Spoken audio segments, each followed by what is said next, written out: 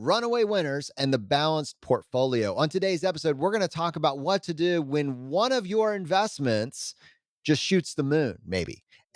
And in light of that, you started out in a very diversified, balanced manner, and now suddenly something you own is your entire net worth or is most of your net worth. Are there any decisions that need to be made? We invited Brian Feraldi to join us on the show today to discuss exactly that. Welcome to the ultimate crowdsourced personal finance show. This is Choose FI.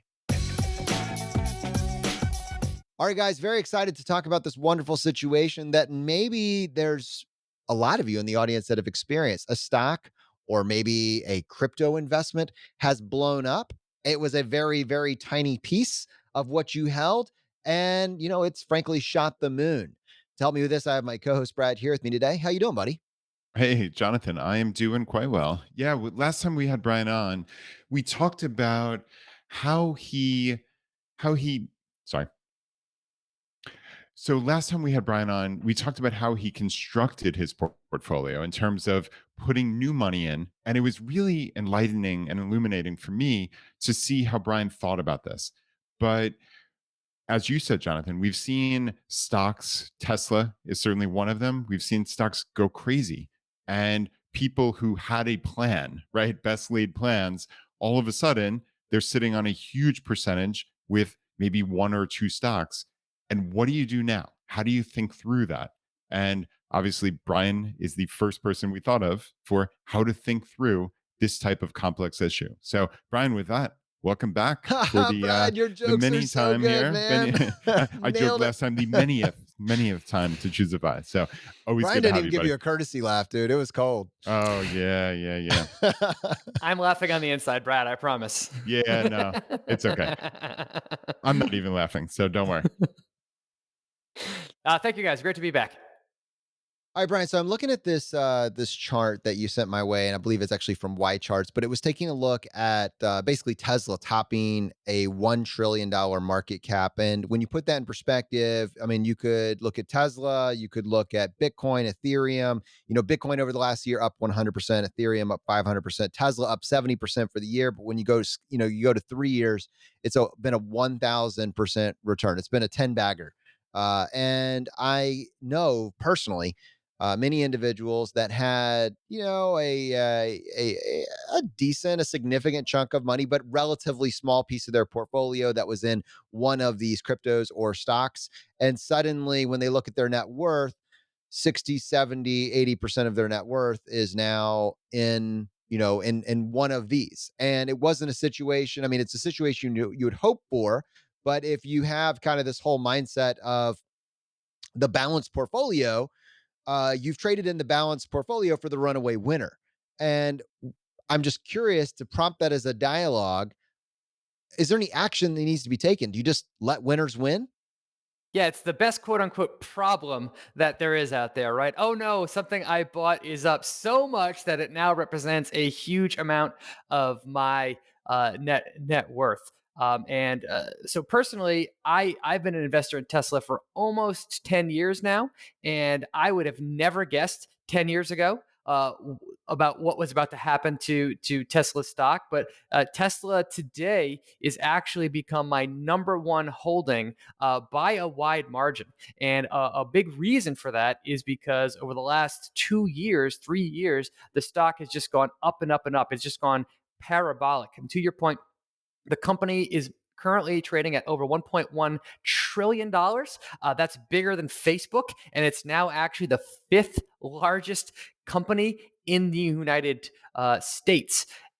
And I'm generally the type of person that likes to add to winners and let winners run. However, I must admit that even I am now considering taking some money off the table with a company like Tesla, specifically for risk management purposes. So, Brian, you're so measured in Hmm. how you think through your portfolio construction. Like, at what point do you start having those thoughts of, okay, there is some risk here? Is there a percentage? Is it I know it when I see it type thing? Talk me through like how that even starts.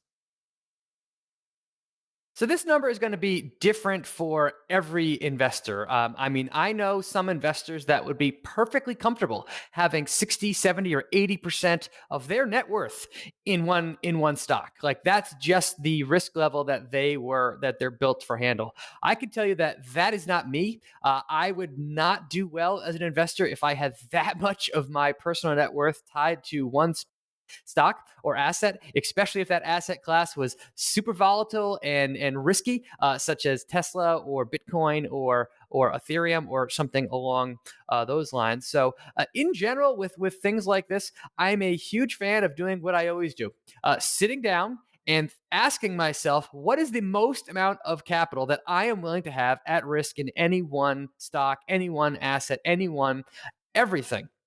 The number that I have come up with in my head is between 10 and 15%. That I just kind of pulled out of a hat to be like, uh, if like one stock became 10% of my portfolio, I would have to really ask myself hard, do I want to have this much exposure to one company?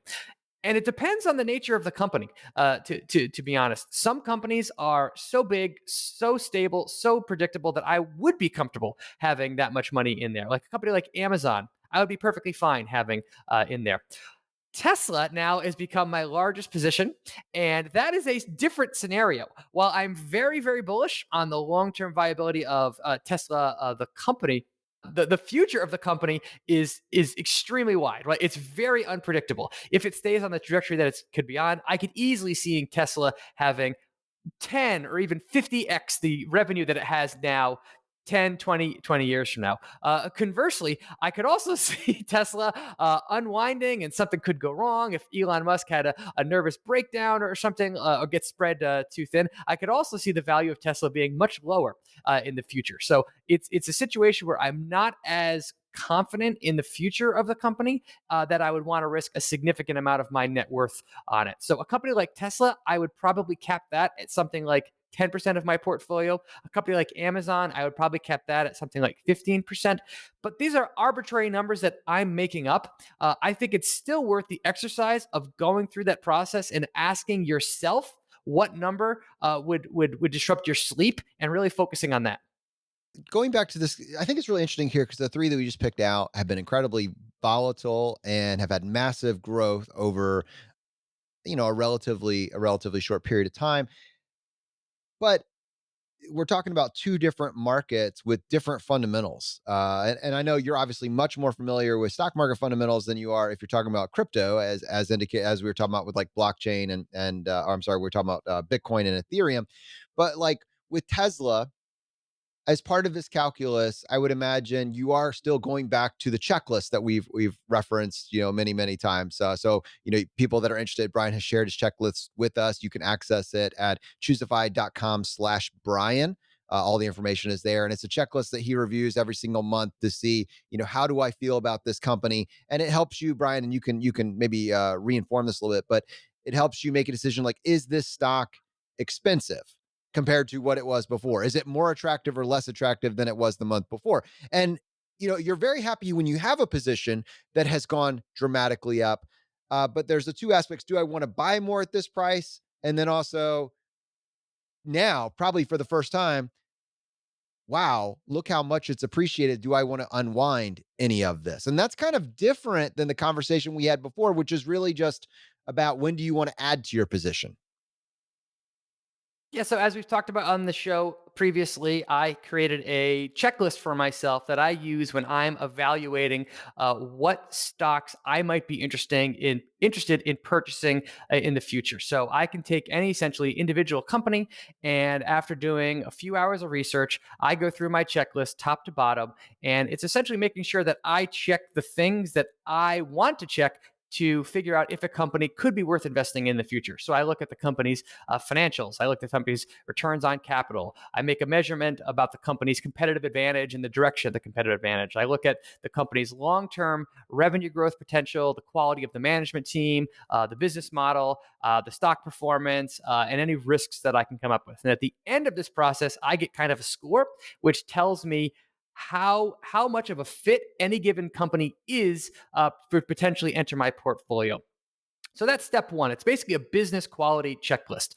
Step two beyond that is, should I buy this stock now or at any given time? And that's a different discussion that really is based around the current valuation of the company versus the long-term potential of the business. Let me just break that really simply. Let's say I go through this checklist and I find a company that's trading for $5 billion. The entire company is worth $5 billion, and I say to myself, if this company is successful, I could literally see it being a $50 billion company someday. So the return potential on this company is 10x if I'm right, and if the company executes. Well, that's interesting to me. I could literally make 10 times my money on that company. Conversely, if I look at a company and it's a high quality company and that company is trading at $200 billion, and I say, well, if this really works out, could this be a $400 billion company one day? Well, that, if I'm right, is a 2x return, right? And then I have to judge, well, what's the risk or the chances of that happening? So step one is always about quality of the company, and that's kind of like likelihood of me being right. Step two considers the valuation of the company and how much I can make if I'm right and how much I can lose if I'm wrong, and the odds. And it's really about marrying those two principles that kind of informs what stocks I buy or add to my portfolio, which stocks I buy more of, and which companies have the most long-term potential. So I'm curious, kind of playing off Jonathan's question, the interplay here ultimately between what you would normally do in terms of, so let's talk specifically about Tesla, right? I'm going to make up numbers, but let's just bear with me here. So the interplay between your normal strategy, okay, so it's already past the checklist. Obviously, you are an owner of Tesla stock, right? And then we're talking about reaching this 10% threshold of your net worth where you're beginning to become relatively uncomfortable with this, right? But let's say that going back to you're looking at this company and you're saying, okay, it still meets all of my requirements, right? I still feel great about it. I'm still fine with, let's say, the price to earnings ratio. And that actually might be an interesting question for you, right? Is the interplay of that the PE ratio, because maybe this stock in particular has gone up because of sentiment, not because of underlying fundamentals. So, talk me through that portion. The Would I normally continue holding Tesla or potentially buying more, but then it's running up against this 10%? Like, how do you deal with that, right? Because those are conflicting things of, hey, I normally, if this was 5% of my net worth, I would keep buying or I would keep holding, versus it's hit this wall. Now what?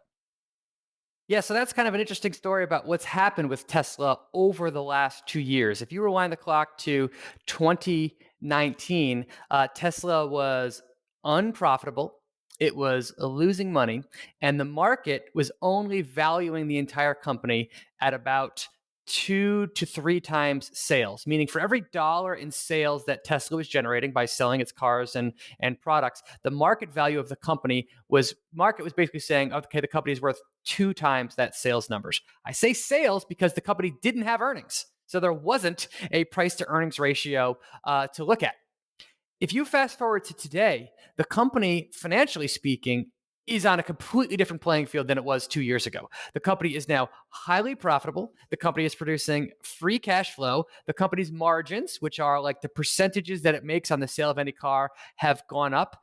And the business itself has gotten so much stronger than it was 2 years ago.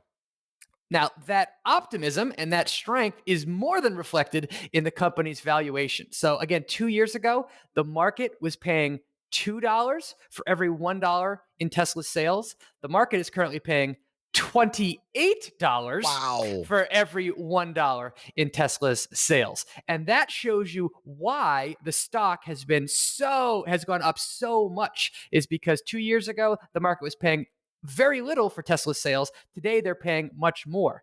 Now, Tesla also now has a price to earnings ratio because it is actually making earnings. And looking at the price to earnings ratio of the company today, it's trading at about 380 times trailing earnings, looking backwards a year, and it's trading at about 143 times forward earnings, meaning is what the market expects the company to earn over the next year. Those are high numbers that suggest that there's a lot of optimism baked into Tesla's share price today, which suggests that the market is expecting this company to remain in hyper growth mode for many years to come. I personally believe that Tesla will remain in hypergrowth for many years to come. The question that I'm struggling with is, do I want to bet 10% of my net worth at the current valuation that Tesla can achieve that numbers? Brian, and I just don't have the information. I'm just curious if you have any thoughts on this. How much of the market price is driven by, FOMO and people like me who don't look at price earnings ratios and don't want to miss the ride, hopping in, not really even thinking about how expensive it is and the fact that they didn't even have a price to earnings ratio and the fact that they weren't profitable up until XYZ, like hopping in on the train, on the ride, versus people that are looking at something that is like 3 or 4 times more expensive than Microsoft or Amazon.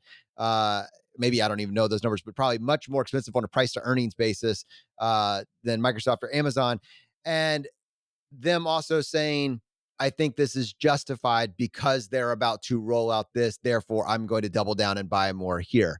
I think that for that just kind of like an interesting thought process to calculate. Is it truly FOMO sentiment, or is it anticipated that this price to earnings ratio is justified because this is on the horizon? And you're the perfect person to answer that.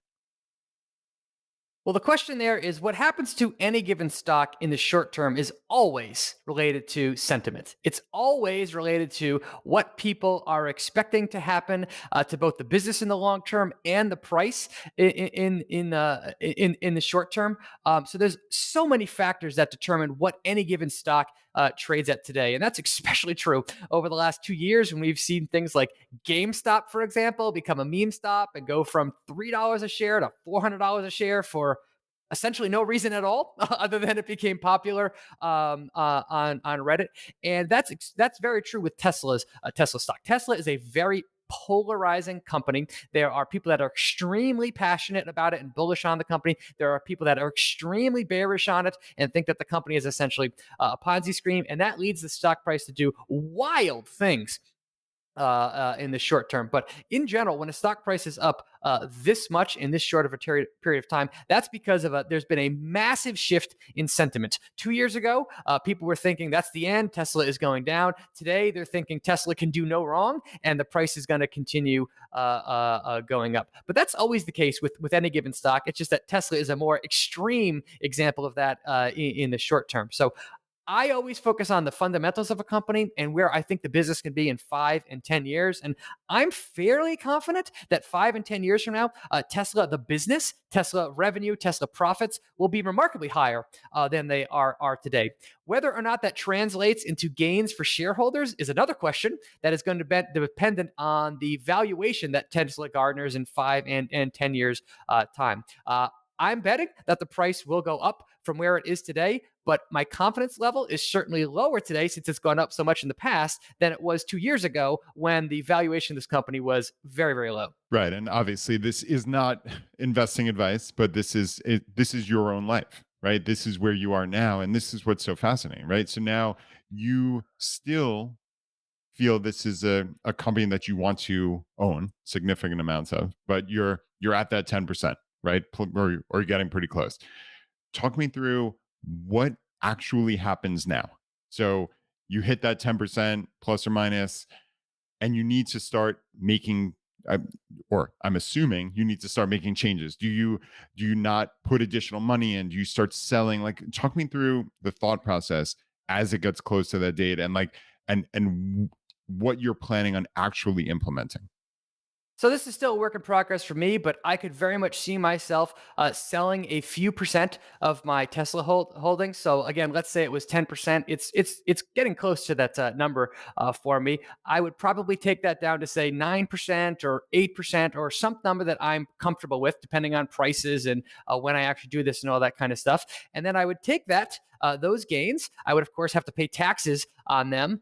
Boo to that. But I would then reinvest them into companies that I think could become the next Tesla of sorts. So I would be on the hunt for companies that I think have long-term growth trajectories that could take whatever capital I put into them and grow them significantly over time. That's just my general strategy. I take my winners, the ones that have done kind of the best after I think their growth phase is slowing, and I redeploy them into company kind of like the next phase of growers. But I think this is a problem that some people are just facing with their lives right now, given what's happened to asset prices over the last couple years. And one other thing that I want to throw out there: if you're listening to this and you have just through appreciation of Bitcoin, for example, if Bitcoin is now 50% of your net worth or something like that, the percentages do matter, but there's also something else that you need to take into account, and that is the future value of your contributions.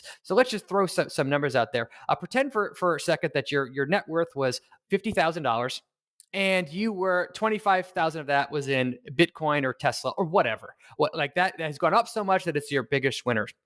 Well, at that level of net worth, you also have to consider how much money am I contributing to my investments on any given month? Let's say you're following five principles and you're contributing $1,000 a month to your portfolio. Well, that's $12,000 per year.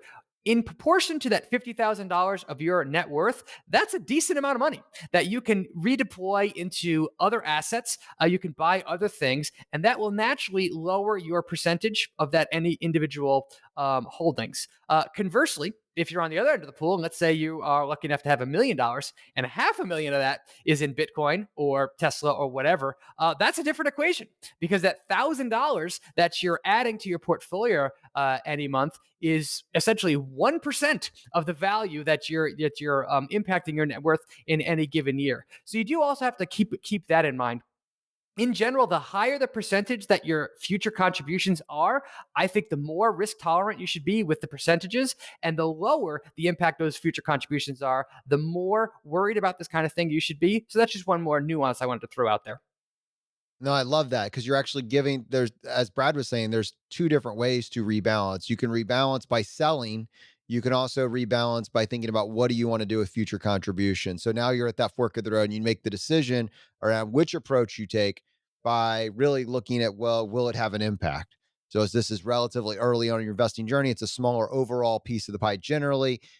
Why incur the taxable event if you don't have to? If you decide to incur the taxable event, then you probably want to be aware of where the capital gains brackets are and just familiarize yourselves with those rules so that you can do that in as tax optimized a way as possible. And then, Brian, I would think the other variable that you want to work into all this is how do you handle volatility? Just generally, how do you handle volatility? And what's interesting, and I'd love your feedback on this, is I have some money in crypto world, and I'll be honest, personally, I don't feel like I'm as susceptible to volatility in crypto just because it's almost like, yeah, I mean, it's gambling in Vegas. Like it goes up 200, 3,000, like it's Squid Games, right? It goes up 28,000% and is down to $2 the next day. It's almost like, well, yeah, that's what you signed up for when you came here.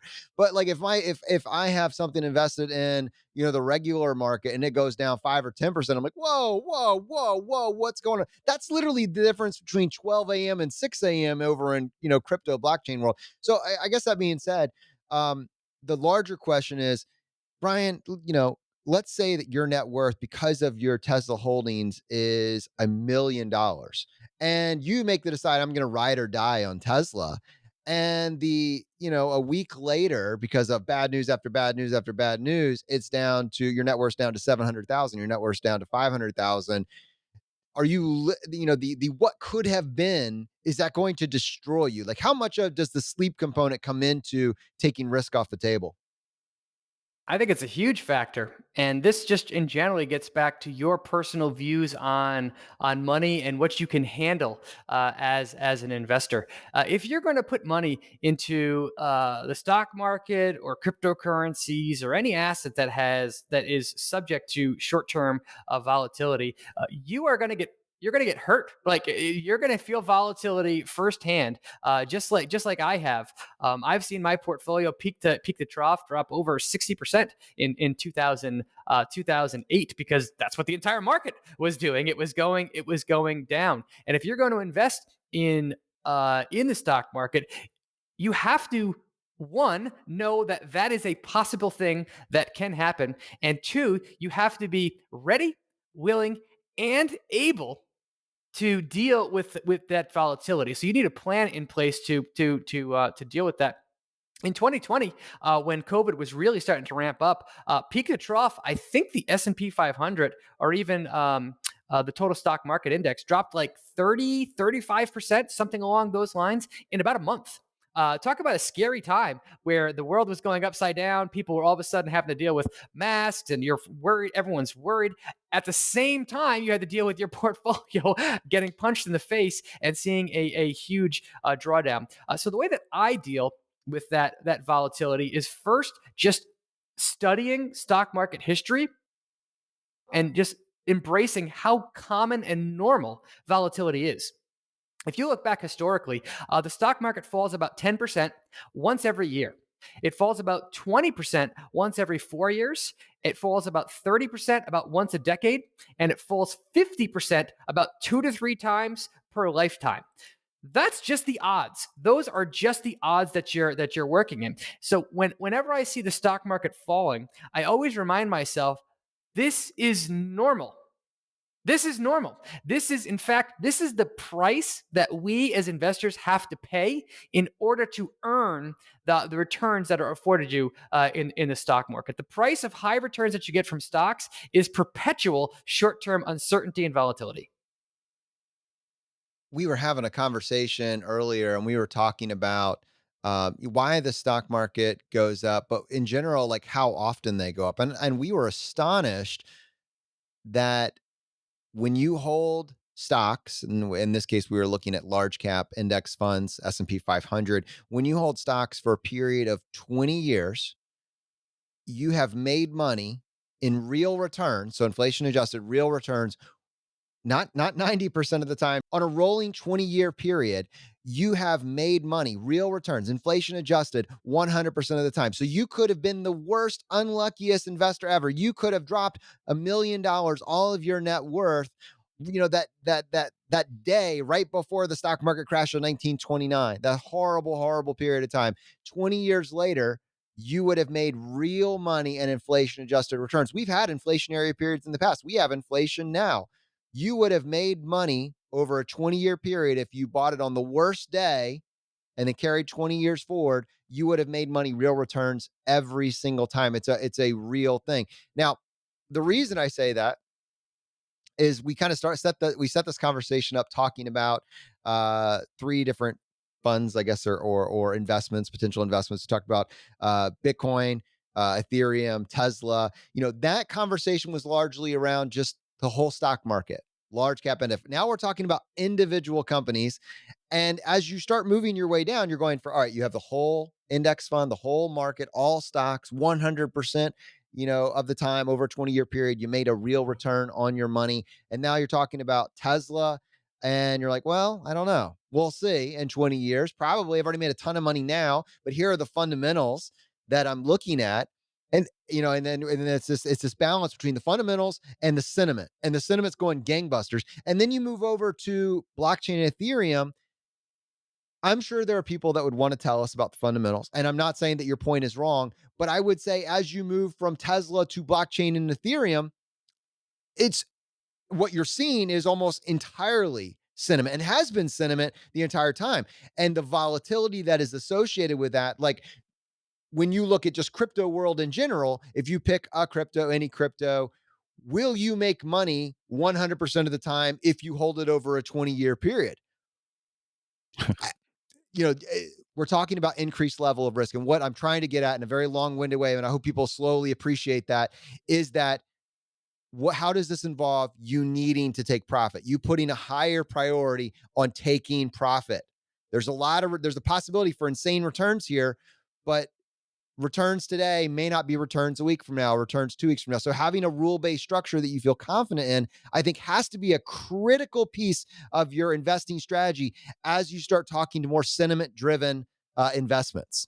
Yeah, if you're going to invest in individual stocks or cryptocurrencies, right? All the data that we have, all the data that I look at is basically on the stock market, looking at 100 years. We have none of that data for cryptocurrency. Cryptocurrencies were essentially invented just over a decade ago, so they're so new. It's there's no historic way to look at the data. But to your point, Jonathan, I was absolutely blown away, just like you were, when I learned that over a 20-year period, over a rolling 20-year period, there has never been a time in U.S. stock market history where an investor bought the S&P 500, held for 20 years, and lost money in real terms. They always made a positive return 100% of the time. And that just tells me that the stock market is not risky.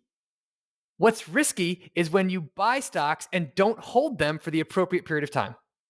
Right. And that's an entire thought process on what we're doing here, right? So many people here investing in the stock market and think gambling versus what we're talking about is long term wealth creation. And I'd love to hear just kind of your high level thoughts on maybe why people think it's gambling and contrast that with your thought process on investing in the stock market. Well, if you look at the exposure that the average person has to the stock market, what is it? They see prices in the news, or maybe prices on their iPhone, and those prices are random. Some days they're up, some days they're down, and the only time that the world really pays attention to the stock market en masse is when prices are rapidly falling, right? When something is going wrong. So if that is the lens that you look at the stock market through, of course your assumption is going to be it's a gambling machine, right? Some days it's up, some days it's down. The price movements just seem random. And the truth is, over the short term, stock price movements are random.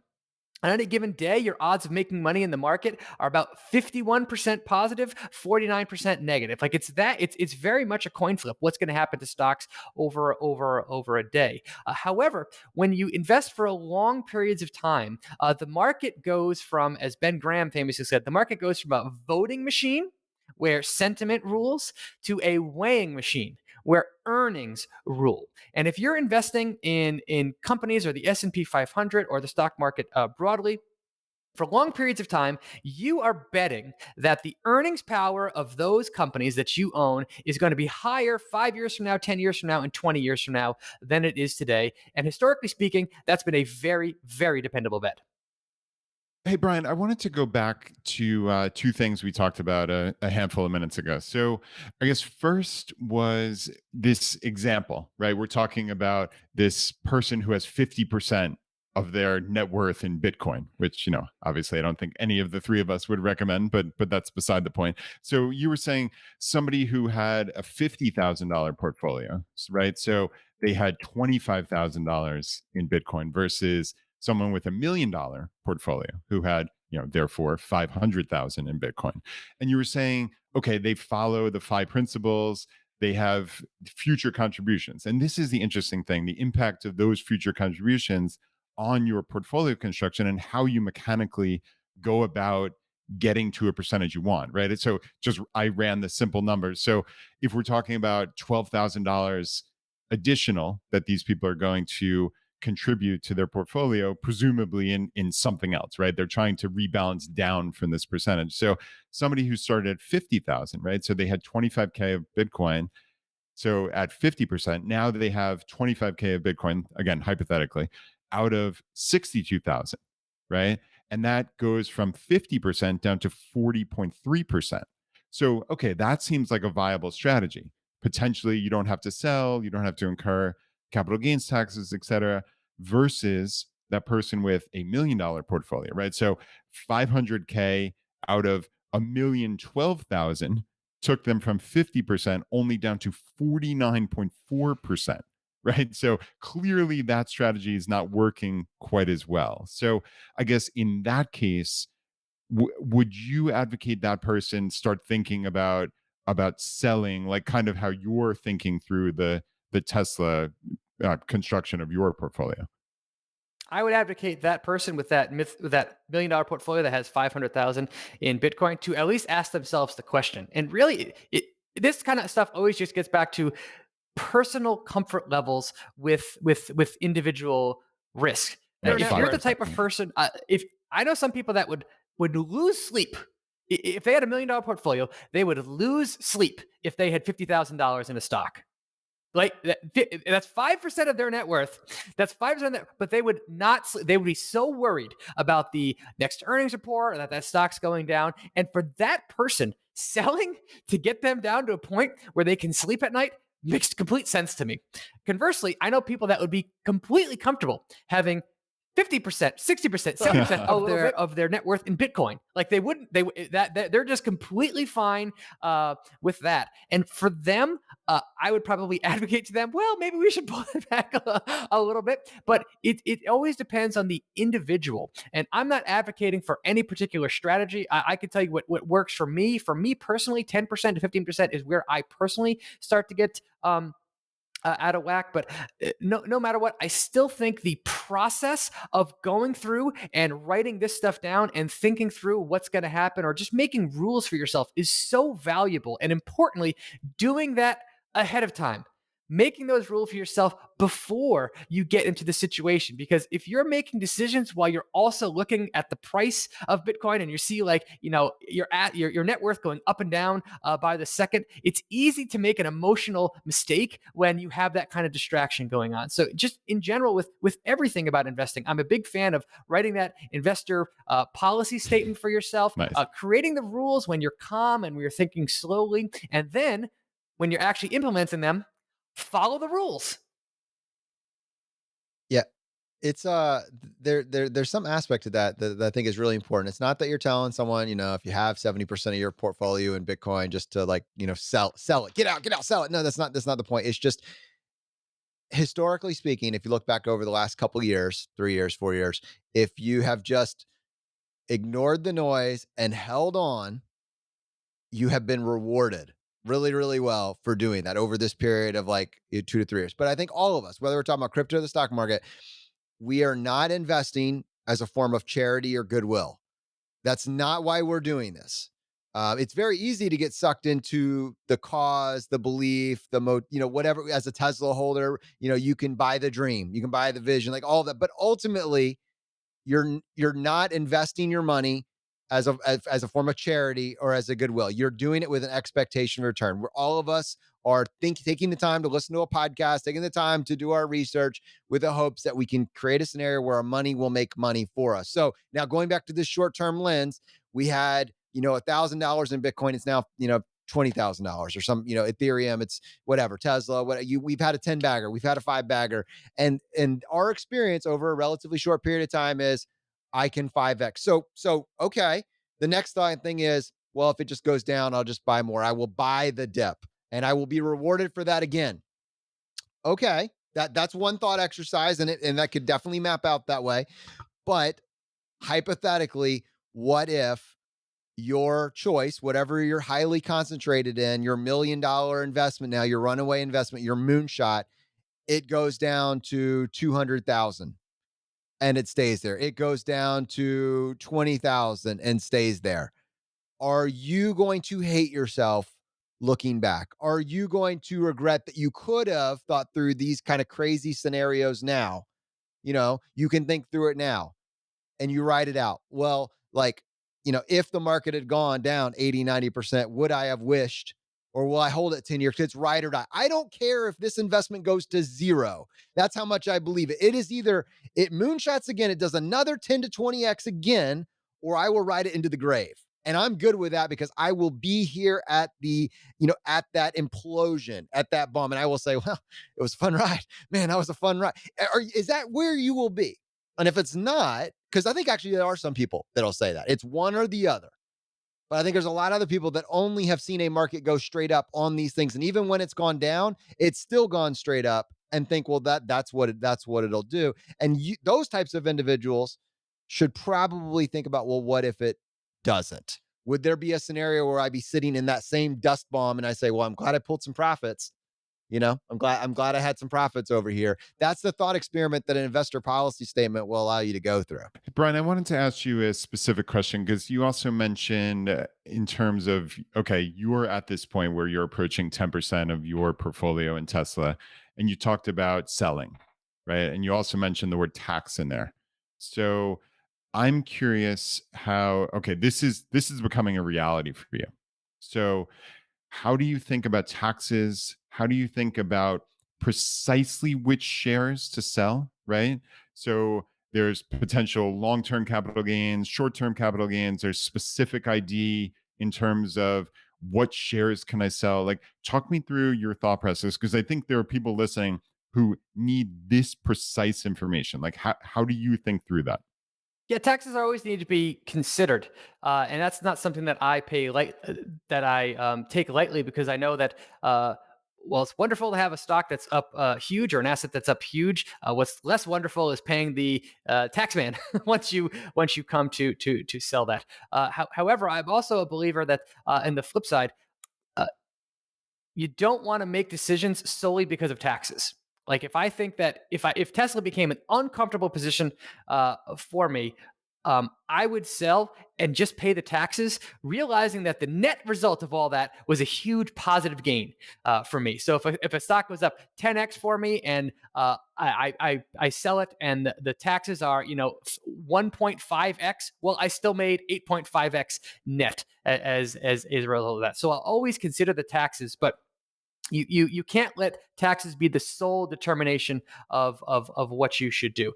As to your point about which shares would I buy or would I sell, I would go and probably sell the ones to minimize my tax burden. So I would sell the shares that were at the highest price now, but that's not, I'm not saying that's like the best strategy because there is some impetus to saying, well, tax rates might be higher in the future, and therefore it's selling the lowest cost basis one. That's not something that I honestly think too much about. I would more be concerned with how much of my net worth is in this stock and how much do I want in this stock. And I think the one thing that would just be probably useful for people generally as they're going through that, do I want to pick a specific ID and do I want to base that on how much has the most capital gains or the least capital gains? One additional thing is just really understanding where those capital gains tax brackets fall and what the implications are if you sell it. Also, time window. Is this a short term capital gains where you've held it for less than a year or long term capital gains? But that could be a reason, Brad, and I think you could point out the three different options. I think you said it briefly in passing earlier, but you could do specific ID, which is grabbing the lot. So you bought a certain number of units on a certain number a day. Those were assigned to specific ID. You could do first in, first out, or you could do just average price. And I don't know how often you get to repick that. So I'd be curious if you have any thoughts on that generally. So first in, first out is just by default likely for long-term buy and hold investors. You're going to be picking the ones with probably the most capital gains, but not necessarily depending on the volatility. But by almost a surety, you're going to be picking ones that would be in a long-term capital gains bracket, not in a short-term capital gains. So short-term capital gains are taxed at your income, your marginal income tax rate. Long-term capital gains are going to be taxed at the capital gains tax rate, which at this time, depending on what we're talking about, up to $100,000, I believe married filing joint is at a 0% tax bracket, and then 100 to $400,000 is at a 15% marginal tax bracket. So those are just, you should do some more research and see how it applies to your specific situation.